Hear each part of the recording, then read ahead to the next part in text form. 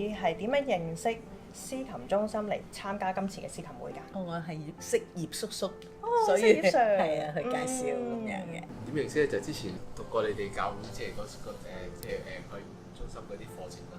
今晚點樣知道咧？今日收到 WhatsApp。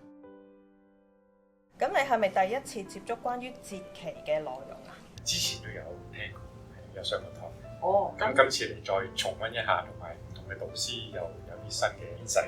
Alan 其實喺我哋真道堂都一路有教，我哋嗰次直情係實戰嚟嘅，就真係咧係同我哋喺4個禮拜裏邊咧，每一個禮拜去守呢個節期。今次就係一個好概括或者係即係都好好 summary 咁樣去處理。今晚嘅聚會對你嚟講最大嘅得着係啲咩？睇到有親自嘅示範點足啦，係啦，咁嗰個都幾特別，因為自己教會係冇呢方面。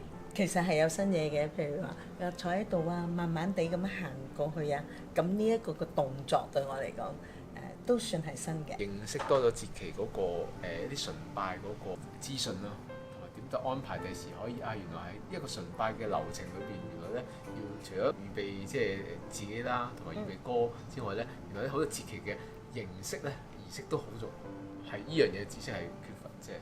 William，你喺機構係服侍邊個崗位啊？事工助理其實咩都做嘅我，有需要就幫手咯。大家係補位咯，即係我睇到有啲即係大家睇到啲咩做得唔好嘅，或者未做啦，佢覺得唔夠咧，就即刻去補翻。我諗比起我見到係比起個聚會嘅內容，當然係好啦，但係更加俾我睇到係特別嘅就係呢一部分。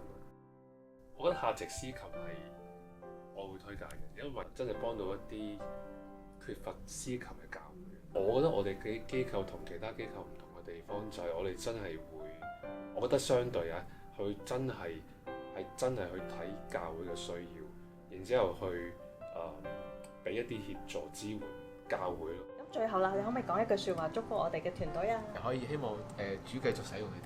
繼續努力，繼續努力搞多啲，搞多啲，同埋你都有參加你哋啲兒童崇拜啲聚會嘅。我好記得你哋係一個好有活力嘅。希望更多舉辦呢啲聚會啦，咁唔同形式。上次有試過係有啲詩歌分享啦，咁希望祝福更多弟兄姊妹，更多人嚟參與。